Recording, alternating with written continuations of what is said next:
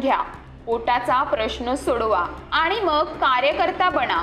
कारण उपाशी पोट तयार झालेला कार्यकर्ता कालांतराने लाचार बनतो. डॉक्टर बाबासाहेब आंबेडकरांचं हे वाक्य तुम्ही ऐकलंच असेल. देशभरात लोकसभेच्या निवडणुका सुरू आहेत. याच पार्श्वभूमीवर नेत्यांच्या प्रचार सभा रॅली सुरू आहेत. या प्रचारामध्ये तरुण वर्ग मोठ्या संख्येने पाहायला मिळतो. पूर्वी राजकारणात वयस्कर लोकांचं प्रमाण जास्त असायचं, मात्र आता परिस्थिती अगदी उलट आहे. हल्ली राजकारणात तरुण पिढींचा सहभाग मोठ्या प्रमाणात पाहायला मिळतो. यातले बहुतेक तरुण हे शिक्षण घेणारे महाविद्यालयातील विद्यार्थी असतात, तर काही नुकते शिक्षण पूर्ण झालेले असतात. या पार्श्वभूमीवर पुण्यातल्या एका तरुणानं पाटीवर एक वाक्य लिहत आजच्या तरुण पिढीला टोळा लगावला आहे. तरुणांच्या हातातल्या या पोस्टरचा फोटो सध्या सोशल मीडियावर तुफान व्हायरल होत आहे. नोकरी किंवा व्यवसाय नसलेल्या तरुणांचा भविष्यकाळ अत्यंत बिकट असणार आहे.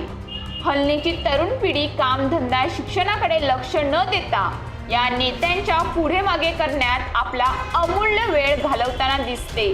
अशाच मुलांना, या तरुणांना चांगलाच टोळा लगावला आहे.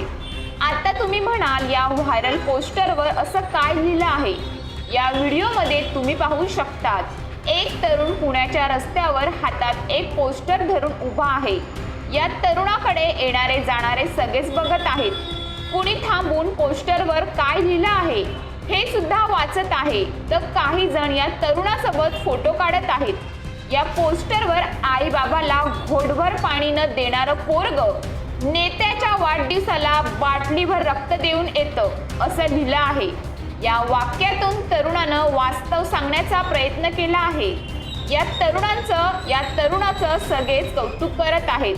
तुमचं तारुण्य निघून गेल्यावर कुणीही तुम्हाला दारू पाजणार नाही किंवा मटण खाऊ घालणार नाही.